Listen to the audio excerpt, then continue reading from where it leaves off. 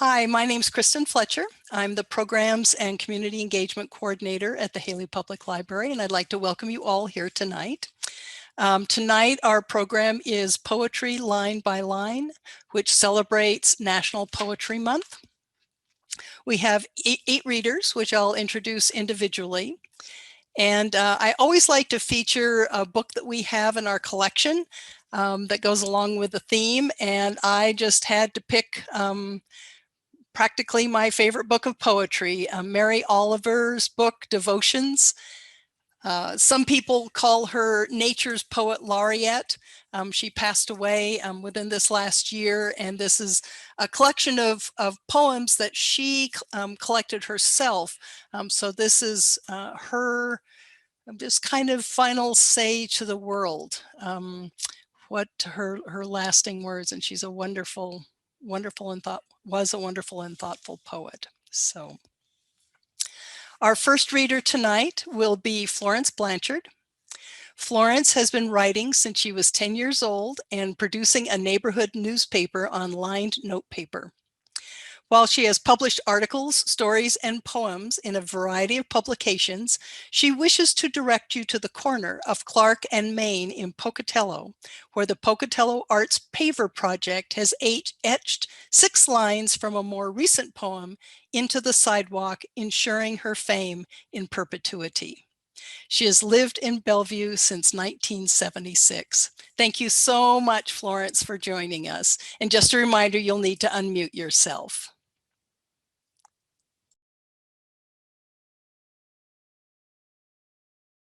Florence, you'll need to unmute yourself. Oh, there I am. There you go. Okay. I've noticed that almost at every poetry reading I've ever been at, the real poets wear scarves. So I want you all to know I'm wearing my scarf tonight as my choice of affectation. So I couldn't decide exactly how to organize my poems, so I decided to do it geographically. So read the ones that are the furthest away from home and then the ones that are closest to home. So this first poem actually is a little bit of both, because the poet Ezra Pound was born in Haley, Idaho. But last July, I wrote this poem while attending the 28th Biannual Ezra Pound Conference at the University of Salamanca, Spain, which Darlene and Ted, you also were there. Founded in the 12th century, the university was celebrating its 800th anniversary. The buildings are imposing, austere, and in the early centuries, the graduates signed their names in bull's blood on the interior walls, when you can still see those signatures today.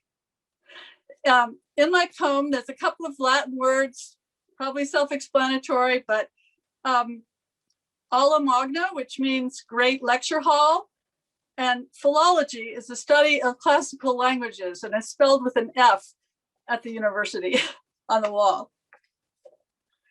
At the Ezra Pound Conference in Salamanca, inside the aula magna, the big room in the philology building, with its rough wooden doors and massive walls of sandstone blocks quarried by Christians and built to withstand an invasion by the Moors and initialed in bull's blood by graduate students.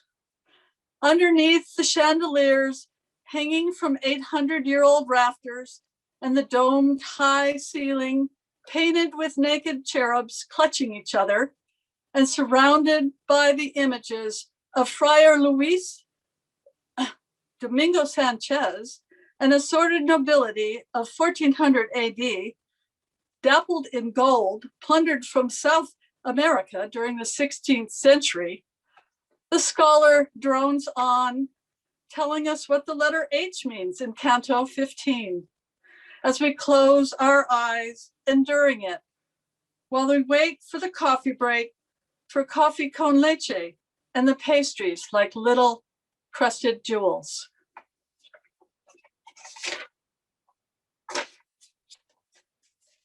Other parts were more interesting. Okay. I noted that this year is the 10th anniversary of the Fukushima nuclear disaster. And as Some of you may recall items from the area continued to wash up along our Pacific coast for months, including everything from driver's licenses to a floating dock the size of a boxcar that's now on display at the Maritime Museum in Newport. And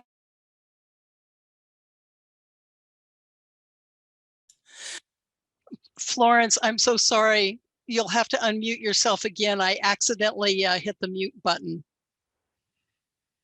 I don't know why it keeps doing that. You're on now. I know, okay. It keeps going off. Fukushima Mon Amour.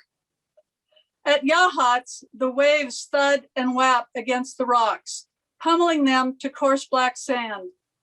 An old man with a walking stick searches among the tide pools for amber that he scoops up with a slotted spoon.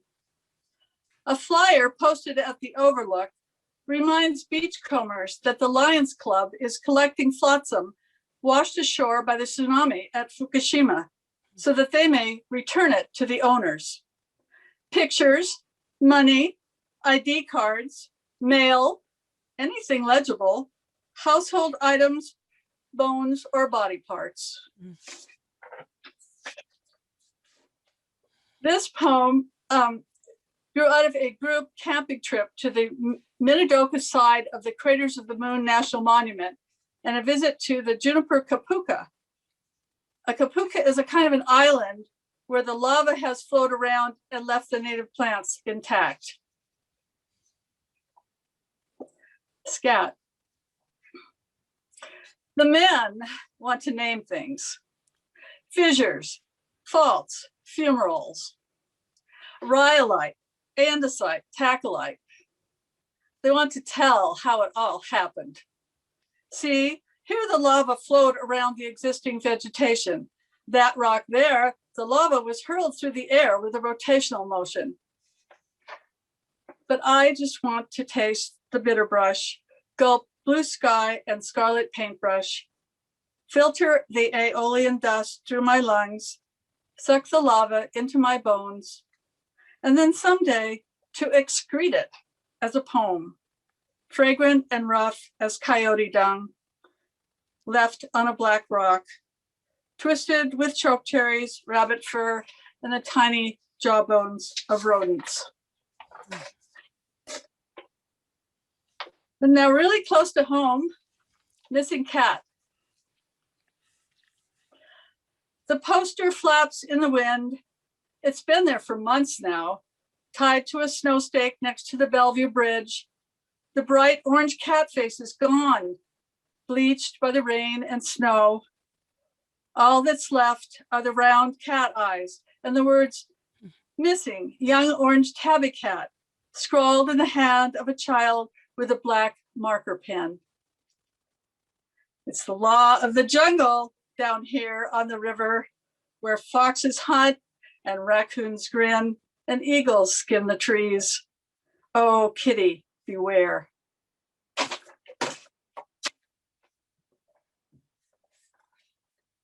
I mean, if everyone's not ready to go for their coffee con leche, I'll read one more. Go for it. Go for it. It's short. You bet. Okay. This is in a little chapbook, which I had to mention because it's one of 21 chapbooks published by Blue Scarab Press, and Kristen has poems in there. I don't know if you're going to read tonight, but yes, and myself. So this is called Different Channels. On a winter night, steam rising from the hot tub, I can see the Pleiades fleeing from Orion and vain Cassiopeia, queen of Ethiopia, the serpents of Medusa glittering in the black sky. On a winter night from the hot tub, I can see through leafless trees the flickering blue and orange of my neighbor's widescreen TV, a ghostly phosphorescence in the night. We are tuned to different programs, he and I. His downloaded from a satellite just now piercing the handle of the Big Dipper. Mine channeled from galaxies whirling light years away. Thank you, everyone.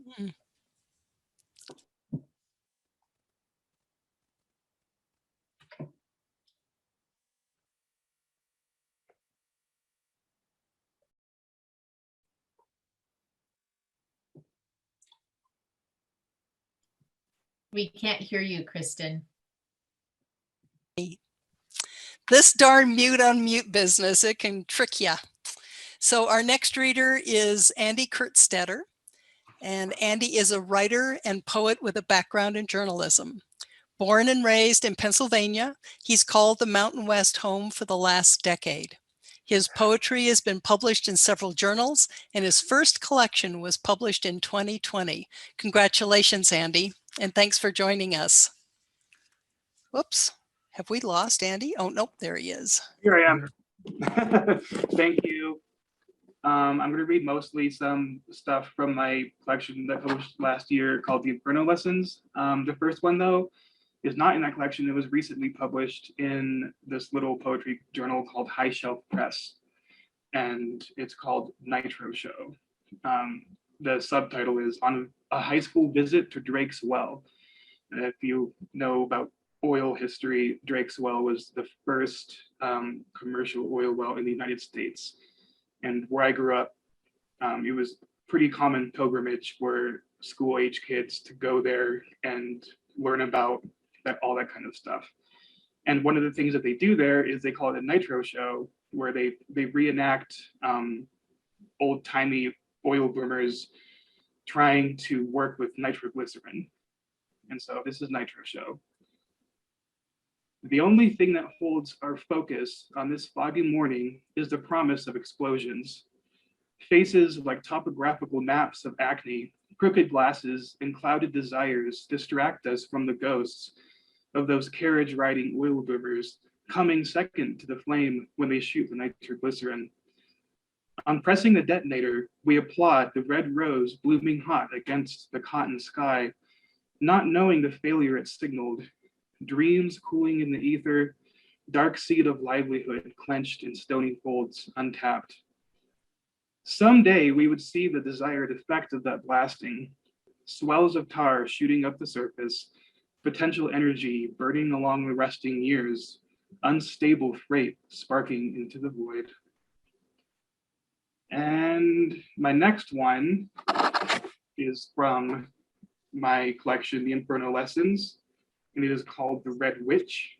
I wrote this for my friend Alyssa Claffey, who some of you might know, is a musician here in town, and over the last couple of years, she struggled with and recovered from breast cancer, and she nicknamed her most potent chemotherapy drug the Red Witch because it was colored red. Just let me find it in here. The Red Witch. She is your worst enemy and fiercest ally. She will stop at nothing to destroy you, ensuring every cell suffers the cut of her knives, the burning of her purifying fire.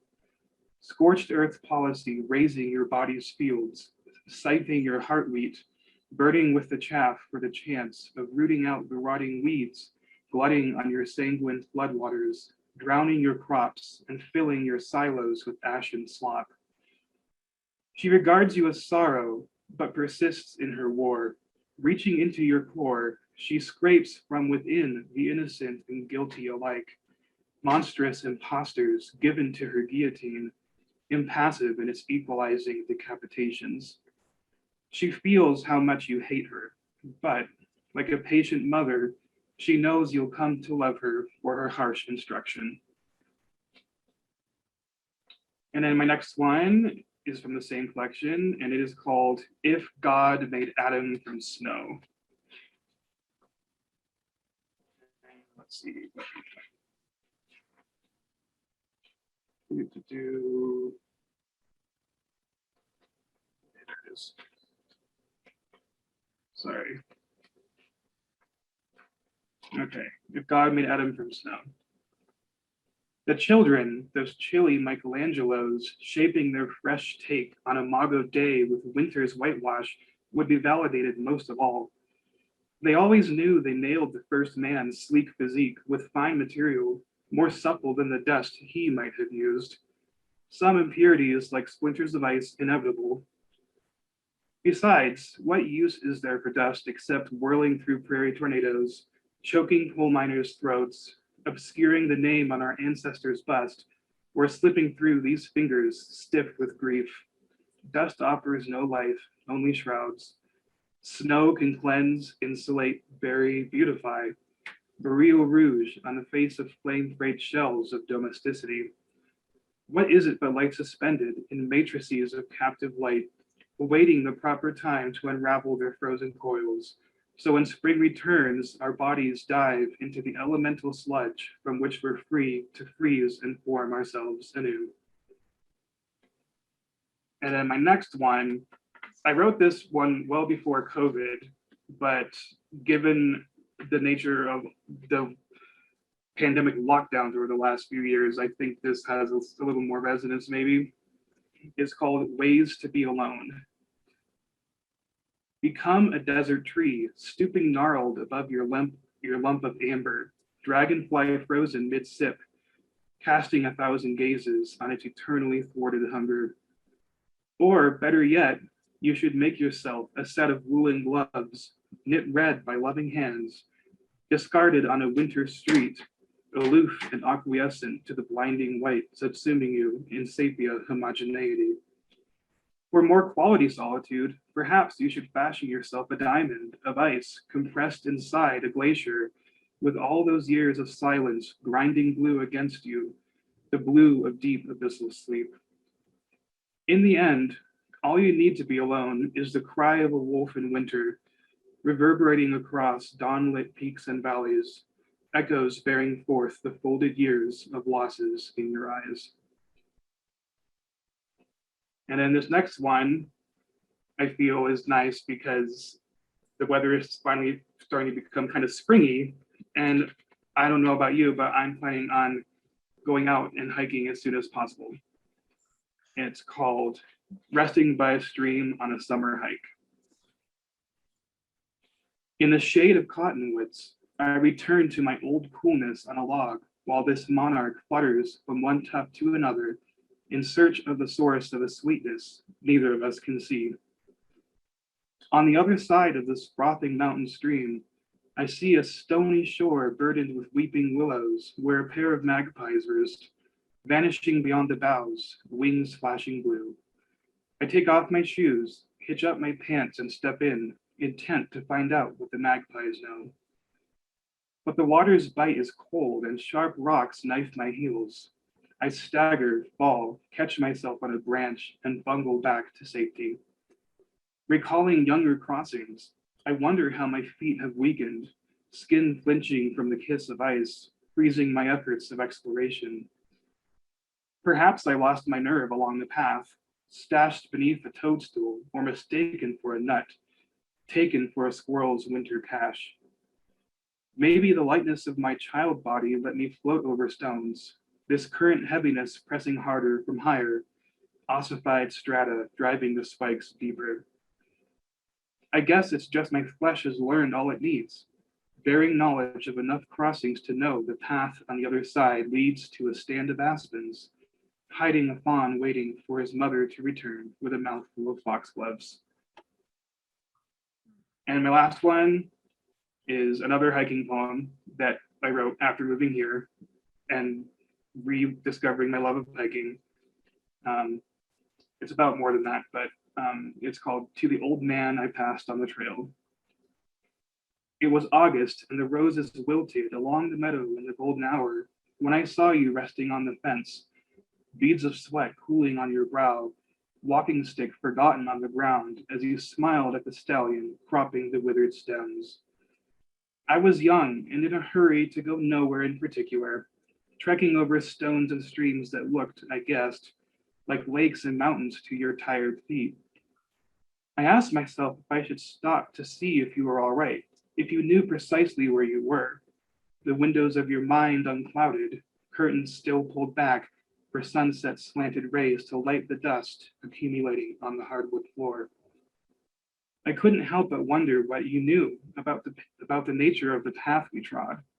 Peaks and valleys, twists and turns, switchbacks rising to the point of winding down the slope, descending to the river where, even now, the salmon swim upstream to find their natal depths. You must be new at this, I thought, to venture where you don't belong. But my body wouldn't let me slow, intent to carry me away, a mountain stream engorged with melted snow.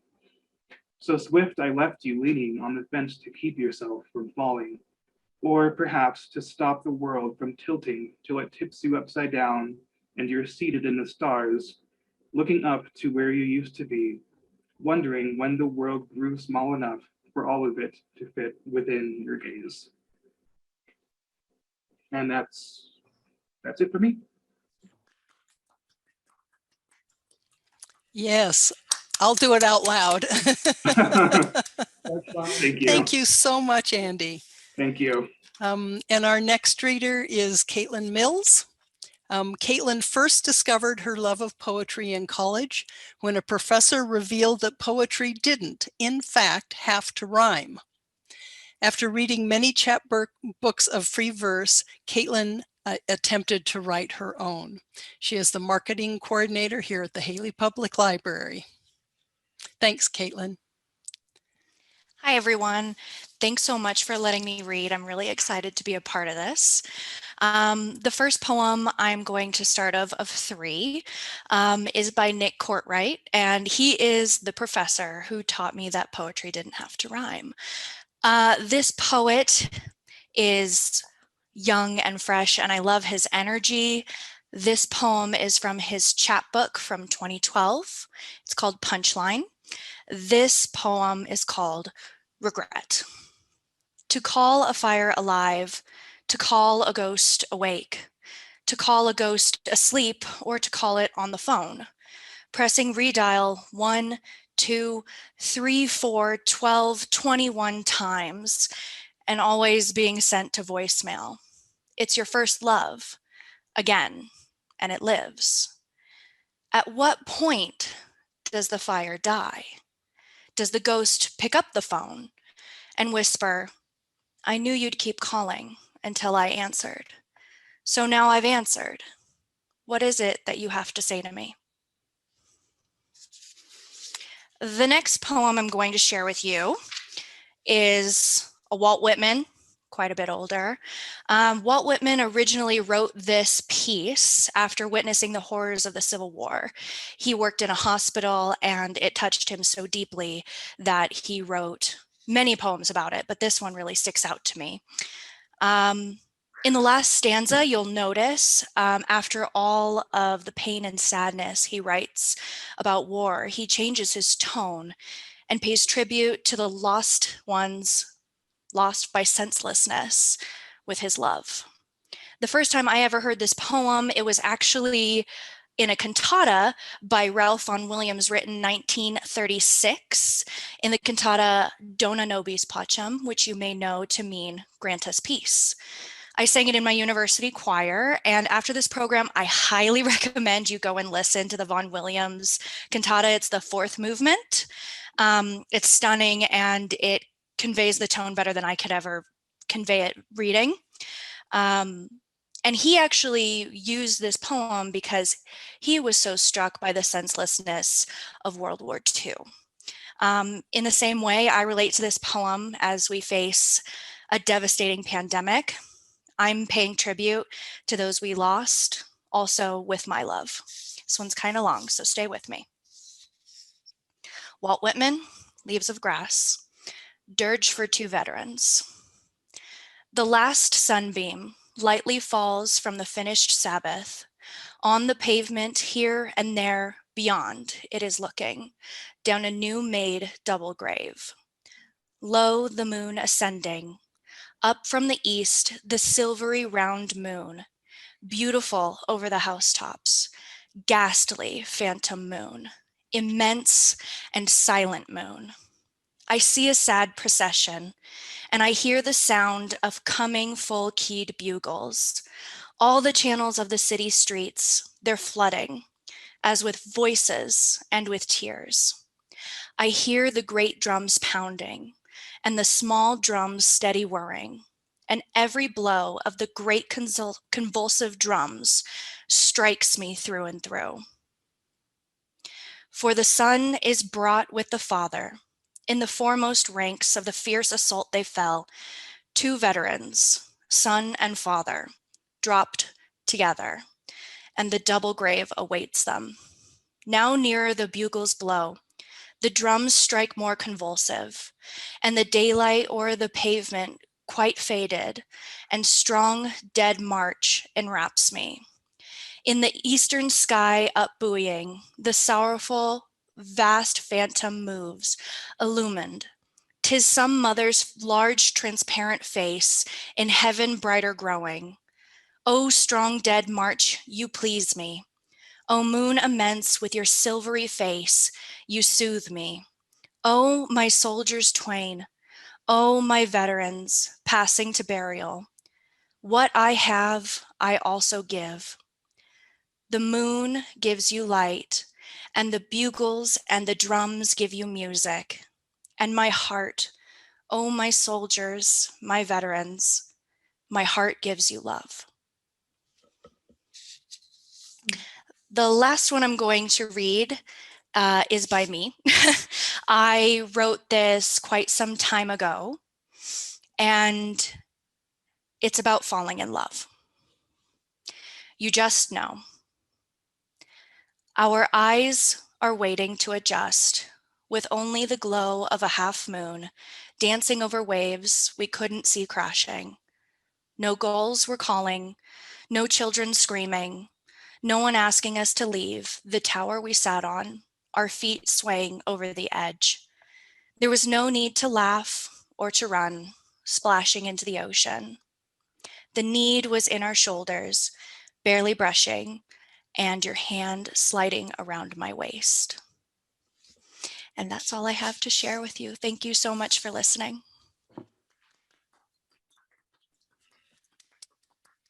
Thank you so much, Caitlin.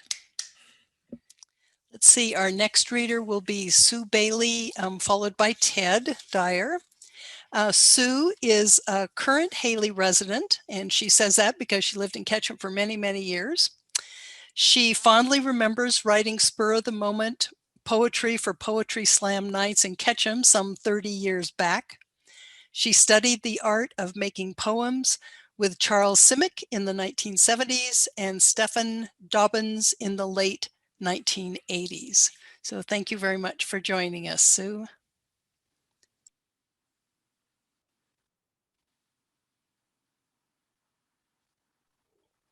Thank you.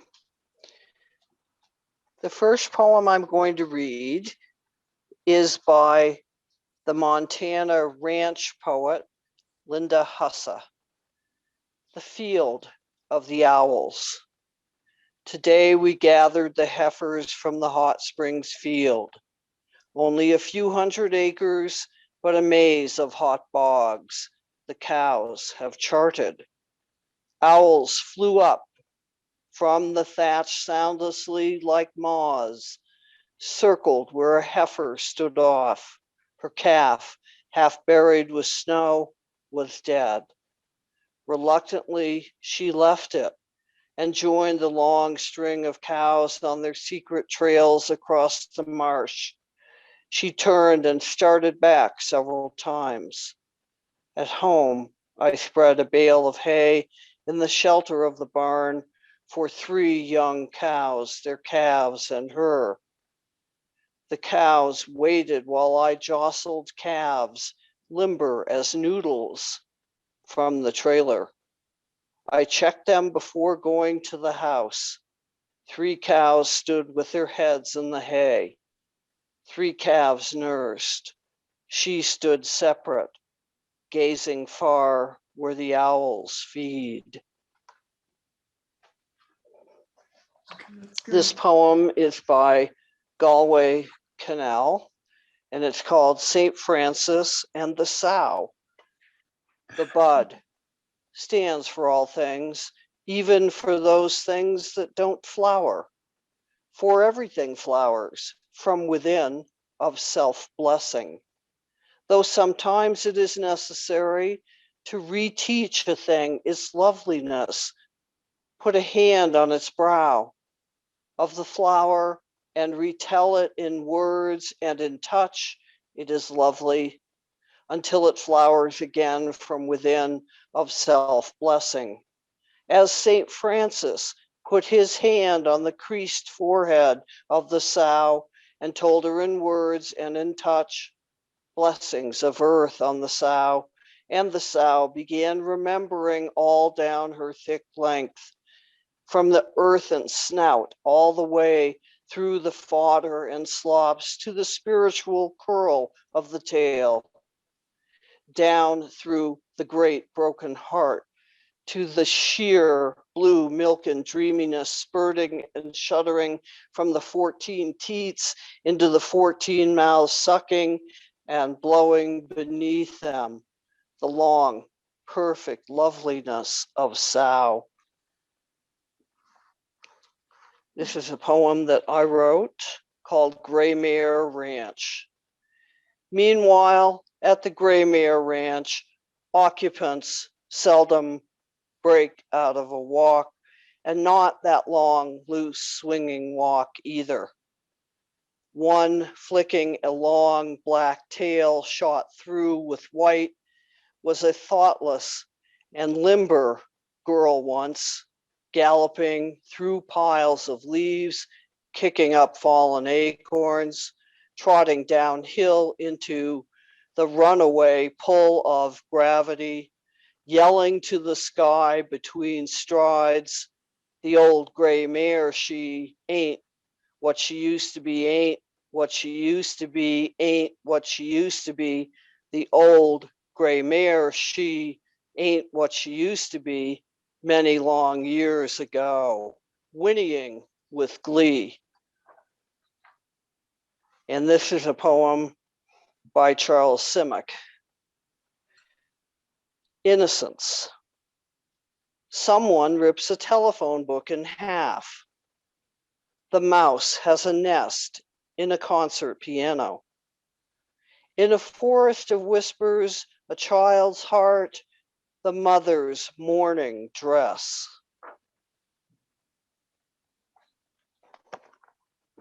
And Stephen Dobbins, this is from a book called Cemetery Nights, Old House. So much death in the room, but no people. The candles burned down to their stumps, the food untouched, the meat growing cold in its grease. Under the couch, the cat plays with a mole it dragged in from the barn. The mole crawls off, the cat drags it back. If cats could laugh, this one would be laughing.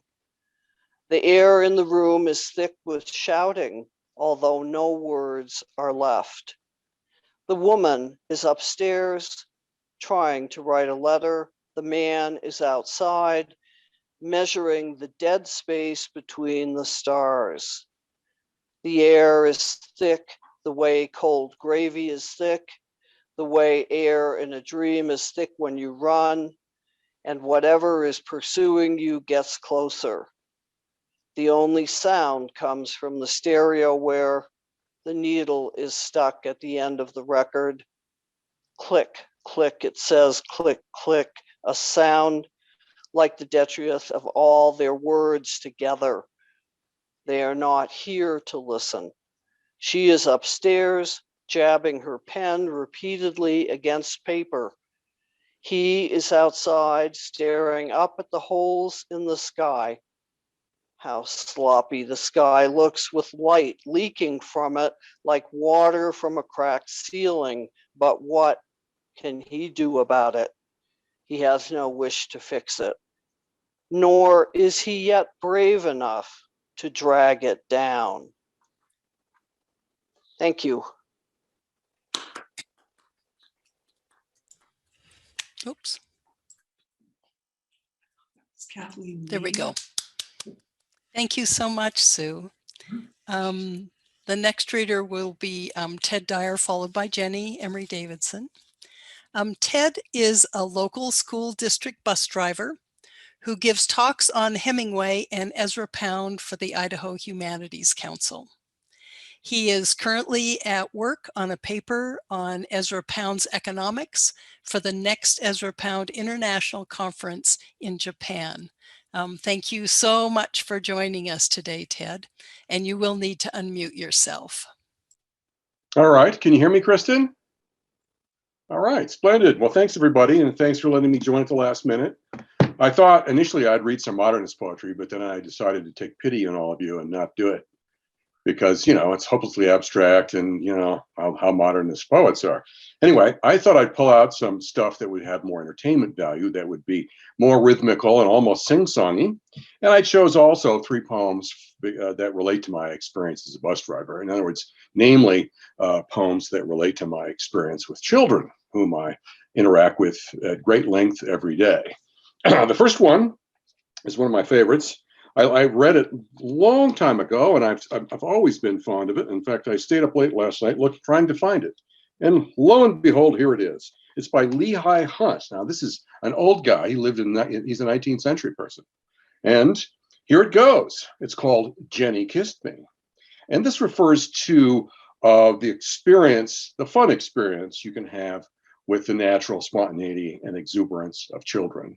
Now, there's other experiences you have with children that are not spontaneous and exuberant, but this is the good part. Jenny kissed me. Jenny kissed me when we met, jumping from the chair she sat in. Time, you thief, who love to get sweets into your list, put that in. Say I'm weary, say I'm sad, say that health and wealth have missed me. Say I'm growing old, but add, Jenny kissed me. So these are hits. These are hits from poetry readings. I sure miss the days of actually hanging out at a place with a real humans. There's a natural exuberance to poetry readings that I'd like to return to. This is another. This is a poet written by a woman who was a child's author, and this depicts the child's sort of viewpoint on life. Children have a whole different take on things, and they don't necessarily accommodate the adults. But anyway, this is pretty charming. It's called Mother Doesn't Want a Dog. Mother doesn't want a dog. Mother says they smell and never sit when you say sit, or even when you yell. And when you come home late at night and there is ice and snow, you have to go back out because the dumb dog has to go. Mothers doesn't want a dog. Mother says they shed, and always let the strangers in and bark at friends instead, and do disgraceful things on rugs, and track mud on the floor, and flop upon your bed at night and snore their doggy snore. Mother doesn't want a dog. She's making a mistake, because more than a dog, I think, she will not want this snake. And that's kind of how they operate. I had a kid today who was acting like a snake. It's kind of a nice prefatory part to this poem. My final poem, number 3, is a Theodore Retke poem, if I could find it. It just disappeared. It's in here somewhere. And it's a poem called My Papa's Waltz, which is the one serious poem. And it's one that's actually a very famous poem. I don't know if many of you remember Theodore Retke. He was big in the 70s and 80s, back in the Pleistocene era when I was in graduate school. This is a darker poem. It's actually quite brilliant and quite insidious. It's called My Papa's Waltz, and it's got a 3-beat line. So I've always liked the music metaphor. It's very, very haunting, as they say. My Papa's Waltz. The whiskey on your breath could make a small boy dizzy, but I held on like death. Such waltzing was not easy. We romped until the pan slid from the kitchen shelf. My mother's countenance could not unfrown itself. The hand that held my wrist was battered on one knuckle. At every step I missed, my right ear scraped a buckle. You beat time in my head with a palm caked hard by dirt, then waltzed me off to bed, still clinging to your shirt. Anyway, sorry to throw in a downer, but I've always liked that poem. I thought that was a great poem. Anyway, thank you so much. Thank you very much, Ted. That was lovely, lovely. Jenny will read and then I'll close out. So Jenny Emery-Davidson has worked as the executive director of the community library in Ketchum for 6 years, and she enjoys serving as a board member for organizations, including Idaho Public Television and the Idaho Humanities Council. She earned a bachelor's degree in English from Carleton College and a PhD in American Studies from the University of Utah. She has happily lived in the Woodside neighborhood of Haley with her husband and dog and sometimes chickens. And Jenny, we have to talk about those chickens one day. She's lived there for nearly 2 decades. So thank you so much for joining us today, Jenny. Thank you. What a pleasant evening. This is lovely. I'm just loving hearing everybody's writing and selections. I have 3 poems I'll read, and the first one is in honor of National Library Week. So in addition to being National Poetry Month, it is National Library Week. So this is a poem by Naomi Shihab Nye. Because of libraries, we can say these things. She is holding the book close to her body, carrying it home on the cracked sidewalk down the tangled hill. If a dog runs at her again, she will use the book as a shield. She looked hard among the lines of books to find this one. When they start talking about money, when the day contains such long and hot places, she will go inside. An orange bed is waiting. Story without corners. She will have 2 families. They will eat at different hours. She is carrying a book past the fire station and the 5 and dime. What this town has not given her, the book will provide. A sheep, a wilderness of new solutions. The book has already lived through its troubles. The book has a calm cover, a straight spine. When the step returns to itself as the best place for sitting, and the old men up and down the street are latching their clippers, she will not be alone. She will have a book to open, and open, and open. Her life starts here. The second poem is in honor of spring, Southern Idaho spring. This is a poem I wrote several years ago. The Cairns of Spring. Spring raises rocks. The hardened snow gives way beneath the warbling song of meadowlarks, the warming glow of longer days, and where last year potatoes swelled in verdant rows of tangled vines, the land lies bare and pale.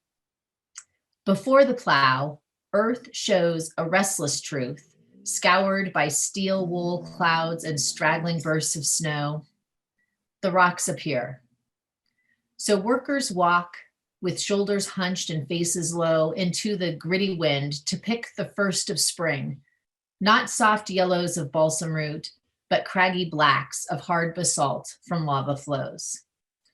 The young men stoop to grab the shards from time millennia ago and toss these rocks into tall heaps among the horizontal rows. The cairns rise unevenly. The work is long. The walk is slow, from highway road to barbed wire fence. The wind is blinding as it blows and shrouds the workers in thick dust. The furrows guide them as they go throughout the field, searching the ground. Their hidden faces only show each time they toss another rock into the heap. The ditch will flow with water soon and turn the lines that prompt another crop to grow and flush the field in green. But first, the stubborn rocks persist and slow the rites of spring as they are picked and piled. The monuments yet grow up to the sky. For just a spell, these cairns of spring stand tall and show the disappeared. And then the last poem is in honor of National Poetry Month. This is by Heather McHugh, and it's called What He Thought. We were supposed to do a job in Italy, and full of our feeling for ourselves, our sense of being poets from America, we went from Rome to Fano, met the mayor, mulled a couple matters over. What's cheap date, they asked us. What's flat drink? Among Italian literati, we could recognize our counterparts: the academic, the apologist, the arrogant, the amorous, the brazen, and the glib. And there was one administrator, the conservative, in suit of regulation gray, who, like a good tour guide with measured pace and uninflected tone, narrated sights and histories the hired van hauled us past. Of all, he was most politic and least poetic, so it seemed. Our last few days in Rome, when all but 3 of the New World bards had flown, I found a book of poems this unprepossessing one had written. It was there in the pension room, a room he'd recommended, where it must have been abandoned by the German visitor. Was there a bus of them? To whom he had inscribed and dated it a month before. I couldn't read Italian either, so I put the book back in the wardrobe stark. We last Americans were due to leave tomorrow. For our parting evening then, our host chose something in a family restaurant, and there we sat and chatted, sat and chewed, till, sensible it was our last big chance to be poetic, make our mark, one of us asked, "What's poetry? Is it the fruits and vegetables and marketplace of Campo dei Fiori, or the statue there?" Because I was the glib one, I identified the answer instantly. I didn't have to think. "The truth is both. It's both," I blurted out. But that was easy. That was easiest to say. What followed taught me something about difficulty.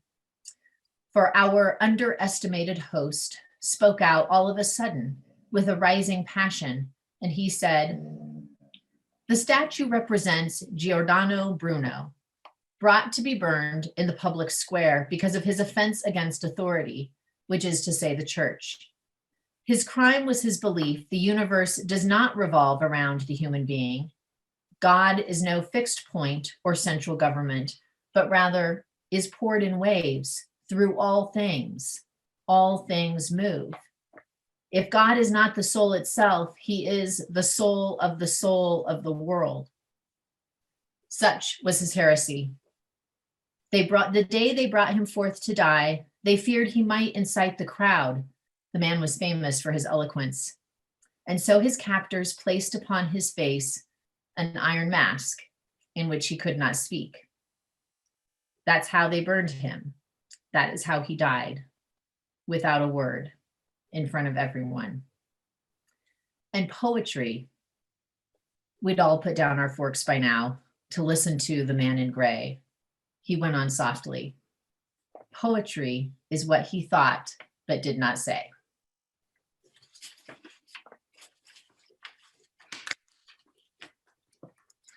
Thank you. Yes, thank you very much, Jenny. Gosh, what a wonderful evening. We're going to have to make a regular thing of it, I think, an annual event. So I wrote an introduction for myself, which is a little odd to read, but I'm just going to go ahead and do it anyway. So I discovered poetry in middle school while poking around the Idaho Falls Public Library. And after I wrote my first poem for a class assignment, my 8th grade teacher foolishly encouraged me to write more. And truly, my life has never been the same. And you know that I'm the Programs and Community Engagement Coordinator here at the Public Library. So,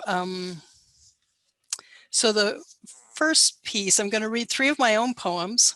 The first one is from a little book that Florence mentioned that we shared. It was such a wonderful thing. It's called the Pocatello Blend series. And our chapbook was called Shade Grown, which I give Florence all credit for that name. It was like, well, we should call it Shade Grown. So we called it Shade Grown. It was a great name. This poem was written for a friend of mine, not actually a close friend of mine, but someone who I knew and respected. And she'd had cancer for a long time, and I happened to be on Facebook, and someone posted on Facebook that she had passed away. And I walked outside. This is where I lived in Pocatello. And as sometimes happens, a poem just came to me. It was almost completely written by the time I got home. It was sort of odd. The title of the poem is Sundown. As the sun set, reds coincident with orange iridescence, stretching into peach, corn silk, at last to a peculiar colorless white, then deepening eastward through every imaginable blue and violet, shading finally to the emptied black of night and an early scatter of stars. As the sun set, winds twist and roar, fill empty space, and the darkling trees crack and rattle. As the sun set in that singular space between the in-breath and the out, memories swell, story threads of a life well lived. This is all we can hope for, you know, stumbling as we do through our lives till entropy bears us down at last, that we shall have sculpted from our measure of stardust some small, irreducible element that reflects in someone's mind one night at sundown. So that's for Dana. And then this poem I wrote during a 10-day meditation retreat with my longtime meditation teacher, John Travis. I've studied with him for 30 years. Feel like I should be smarter and wiser, but you know, it takes a long time. And this poem is called, so I dedicate this poem to him. This poem is called Spring Breakup on the Wind River. Was it the way the ice shelf cantilevered over the rocks just so? Or the seeping heat of the day-bright sun? Perhaps it was the great mountain breath tumbling down from the divide, or the wild ululations of geese gathered there at dusk one evening. Or was it simply the accumulated weight of it all, the detritus of old wounds and stories sedimented and compressed? Anyway, something snapped, and a piece of it slipped into the shoals and rested until nudged by the current. I watched as the cold waters bore it reluctantly away, twisting, dipping, stalling. I saw it submerge once or twice, breach, and twirl, always dividing, until it vanished from sight. But that was yesterday when I went down to drink from the river. Today, a different river greeted me. Here, an emptiness of seekers in the ocean of becoming, lotus rising from the mud. Here, a joy of geese, goose and gander, wisdom and compassion, coming home to the poetry of place. Here, a witness of bells, blessing first this moment, then this one. And here, the final notes of the cello, sputter and spark, are purified, released now into light. Wax runs down like tears. But did I mention that bluebird and bear, flicker and the winnowing snipe were in the river too that day? And elk, and last year's brittle grasses, clouds in a deep blue sky. And that night, the galaxy's great hub, spinning and spinning, pulled too by the current, folded deep into the river.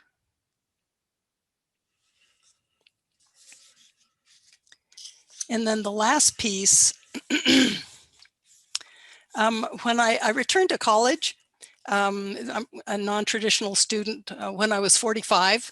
And I had the amazing fortune and was deeply honored to be able to take Shoshone as my foreign language. And I really put that in air quotes because I'm offended every time I have to say that, that it should even be called a foreign language. And so I took Shoshone for a couple of years, can speak a couple of words of it. It's a pretty complicated language. The woman who taught it was Drusilla Gould, who is a Shoshone elder that lives in Fort Hall. So this poem is dedicated to her. So the poem is called Dama Sagop, Our Land. Oh, and I should say, you'll see why, but I use Shoshone words in this poem. And it's possible that it's the first time that Shoshone has been included in published poetry. I think that's not the case now. I think there's a fair amount of it, but this was 20 years ago. So I don't expect you to understand the words, but I'm hopeful that just in the context of them, that it will make some sort of sense.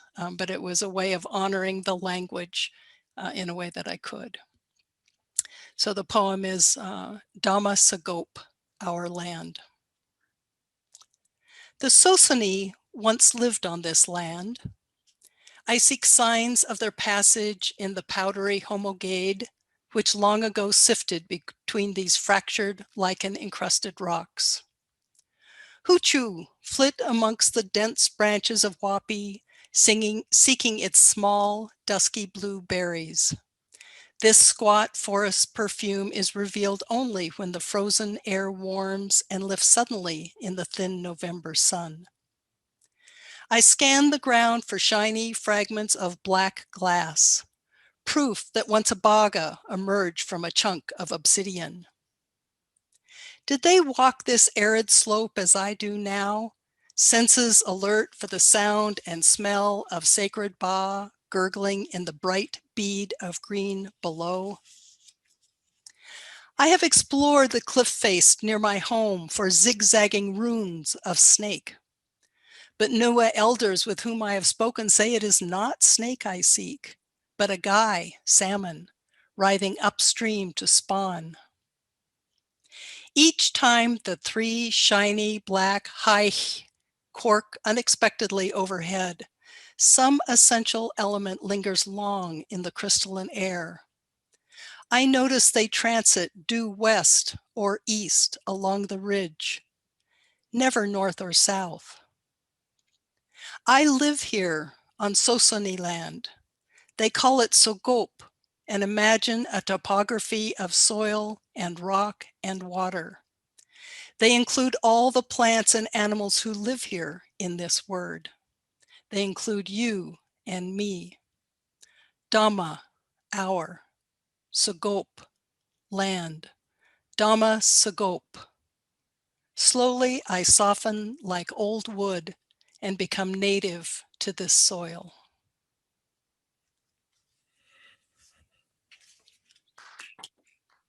So you're all welcome to unmute your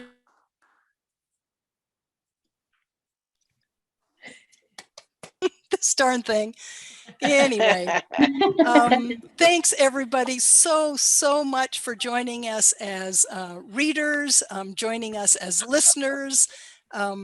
This was just a wonderful evening, and I hope we can do it again. So That'd be awesome. yeah. Thanks so much for organizing it, Kristen. It was Yeah, thank you. Yeah, thank you. Yeah, Thanks. well, people have to Thank show you. up or it doesn't really work. So, Fun. all right. Well, I guess that's it, unless you want to stand around and chat a little bit. Our next reader is Tony Degarunyage Evans, who is an author and award-winning journalist for the Idaho Mountain Express. His favorite assignments include traveling to the Kingdom of Tonga to report on traditional Polynesian sailing practices, interviewing Rumi translator Coleman Barks, and covering the 115,000 acre Beaver Creek fire that caused him, his wife, and 2 cats to evacuate their home. He loves the poets Billy Collins, Walt Whitman, and Ray Youngbear. So thank you very much for joining us here tonight, Tony. I'm going to mute myself and let you unmute yourself. Thank you, Kristen. This is wonderful. Sorry I was running late. Happy National Poetry Month, everybody. I've got a few little bits to read here. The first one I'm going to read was for me, it was kind of a, well, this is written by a poet in St. Augustine, Florida in about 1985 or so. A young man that I can almost not remember anymore. And it goes like this. It's called St. Augustine. They're all quite short. St. Augustine. Climb to high places when the storms turn the skies to dark and thunder. Ah, the vengeful breezes of the storms and the grumbling lives of people. Lives of distraction from this coquina wall with fish scales stuck. The first drops swing down big as fists, and I go down too, no longer a child who plays in the rain. It is the way of men. They go inside and make their plans.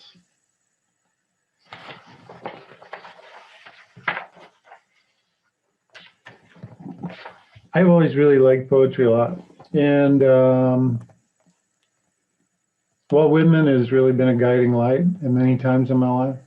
So I'm going to read from Song of Myself. I've been rereading Leaves of Grass over the last year or so. I got this at Costco. They have these really great Leaves of Grass with the little marker, you know, and the gold-edged pages. So you'll all recognize this one, I think. Song of Myself, Walt Whitman. I celebrate myself and sing myself, and what I assume you shall assume. For every atom belonging to me as good belongs to you. I loaf and invite my soul. I lean and loaf at my ease, observing a spear of summer grass. My tongue, every atom of my blood, formed from this soil, this air. Born here of parents, born here from parents the same and their parents the same. I, now 37 years old in perfect health, begin, hoping to cease not till death. Creeds and scholars in abeyance, retiring back a while, sufficed at what they are, but never forgotten. I harbor for good or bad, I permit to speak at every hazard, nature without check, without original energy. Houses and rooms are full of perfumes, the shelves are crowded with perfumes. I breathe the fragrance myself and know it and like it. The distillation would intoxicate me also, but I shall not let it. The atmosphere is not a perfume. It has no taste of the distillation. It is odorless. It is for my mouth forever. I am in love with it. I will go to the bank by the wood and become undisguised and naked. I am mad for it to be in contact with me. The smoke of my own breath, echoes, ripples, buzzed whispers, love, root, silk thread, crotch and vine, my respiration and inspiration. The beating of my heart, the passing of blood and air through my lungs, the sniff of green leaves and dry leaves, and of the shore and dark-colored sea rocks, and of hay in the barn, the sound of the belched woods, of words of my voice loosed to the eddies of the wind. A few light kisses, a few embraces, a reaching round of arms, the play of shine and shade on the trees as the supple boughs wag. The delight alone are in the rush of the streets or along the fields and hillsides. The feeling of health, the full noon trill, the song of me rising from bed and meeting the sun. Have you reckoned 1,000 acres much? Have you reckoned the earth much? Have you practiced so long to learn to read? Have you felt so proud to get at the meaning of poems? Stop this day and night with me, and you shall possess the origin of all poems. You shall possess the good of the earth and sun. There are millions of suns left. You shall no longer take things at second or third hand, nor look through the eyes of the dead, nor feed on the specters in books. You shall not look through my eyes either, nor take things from me. You shall listen to all sides and filter them from yourself. I have heard what the talkers were talking, the talk of the beginning and the end, but I do not talk of the beginning or the end. There was never any more inception than there is now, nor any more youth or age than there is now, and will never be any more perfection than there is now, nor any more heaven or hell than there is now. Urge and urge and urge, always the procreant urge of the world. Out of the dimness, opposite equals advance, always substance and increase, always sex, always a knit of identity, always distinction, always a breed of life. To elaborate is no avail. Learned and unlearned feel that it is so. Sure is the most certain sure, plumb in the uprights, well entreated, braced in the beams, stout as a horse, affectionate, haughty, electrical. Aye, in this mystery here we stand. Clear and sweet is my soul, and clear and sweet is all that is not my soul. Lack one lacks both, and the unseen is proved by the seen, till that becomes unseen and receives proof in its turn. Showing the best and dividing it from the worst, age vexes age. Knowing the perfect fitness and equanimity of things, while they discuss, I am silent and go bathe and admire myself.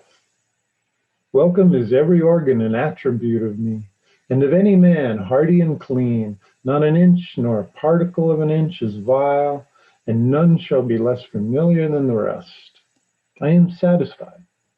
I see, dance, laugh, sing, as the hugging and loving bedfellow sleeps at my side through the night and withdraws at the peep of day with stealthy tread, leaving me baskets covered with white towels, swelling the house with their plenty. Shall I postpone my acceptation and realization and scream at my eyes that they turn from gazing after and down the road and forthwith cipher and show me to a cent exactly the value of one and exactly the value of two, and which is ahead? Trippers and askers surround me, people I meet, the effect upon me of my early life, or the ward and city I live in, or the nation. The latest dates, discoveries, inventions, societies, authors old and new. My dinner, dress, associates, looks, compliments, dues, the real or fancied indifference of some man or woman I love. The sickness of one of my folks or of myself, or ill-doing or loss or lack of money, or depressions or exaltations, battles, the horrors of fratricidal war, the fever of doubtful news, the fitful events. These come to me days and nights and go from me again, but they are not the me, myself. Apart from the pulling and hauling stands what I am, stands amused, complacent, compassionating, idle, unitary, looks down, is erect, or bends an arm on an impalpable certain rest. Looking with side-curved head, curious what will come next, both in and out of the game and watching and wondering at it. Backward I see in my own days where I sweated through fog with linguists and contenders. I have no mockings or arguments. I witness and wait. I believe in you, my soul.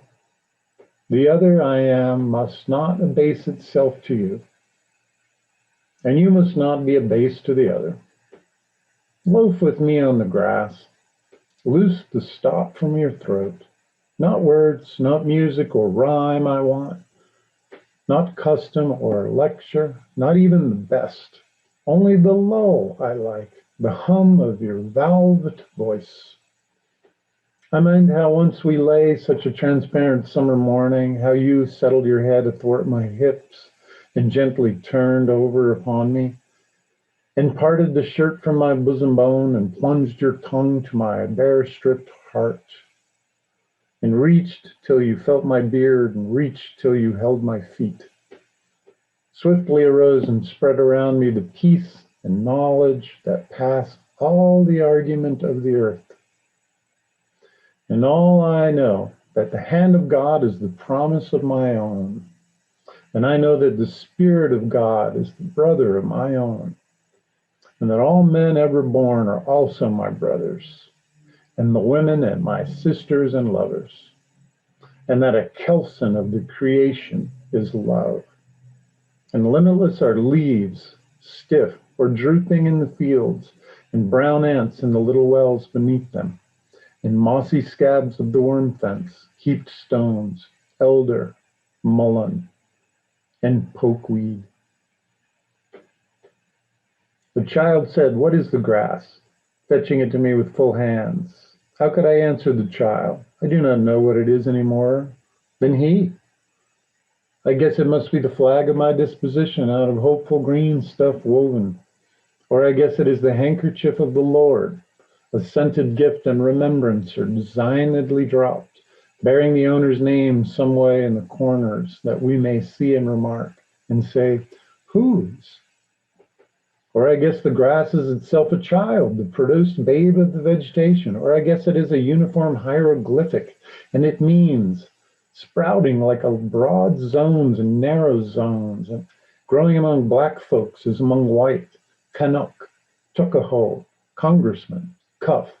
I give them the same, I receive the same. Now it seems to me the beautiful uncut hair of graves. Tenderly will I use you, curling grass. And maybe you transpire from the breasts of young men. It may be, if I had known them, I would have loved them. It may be you are from old people or from offspring taken soon out of their mother's laps, and here you are, the mother's laps. This grass is very dark to be from the white heads of old mothers, darker than the colorless beards of old men, dark to come from under the faint red roofs of mouths. Oh, I perceive after all so many uttering tongues, and I perceive they do not come from the roofs of mouths for nothing. I wish I could translate the hints about the dead young men and women, and the hints about the old men and mothers and the offspring soon taken out of their laps. What do you think has become of the young and old men? What do you think has become of the women and children? They are alive and well somewhere. The smallest sprouts shows there is really no death. And if ever there was, it led forward life and does not wait at the end to arrest it, and ceased the moment life appeared. All goes onward and outward, nothing collapses, and to die is different from what anyone supposed, and luckier.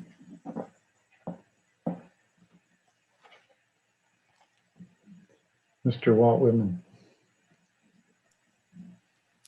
Thank you, Tony. That was a wonderful reading. I haven't read Walt Whitman in quite a while, so it was lovely to hear that again. I had one very short closing poem. Sure, please.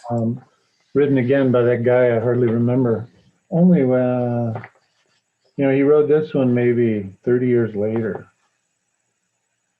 Right around here in the Wood River Valley. This one's called River Run. Poetry will be the last refuge of faith. When all the tired mysteries are finally solved by science, and the almighty word of God is but a whisper in the dark, a pilgrim will set out once more from home to ask the question, why? And at the end of the road, with winter coming on, he will find a tree in the rain, and something rustling wild in the woods will call out to be named.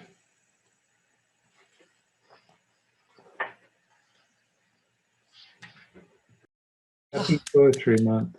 Happy Poetry Month, yes. So thank you so much, Tony, and all the other readers and listeners that we had with us today. And yes, indeed, happy National Poetry Month. So thank you very much for joining us.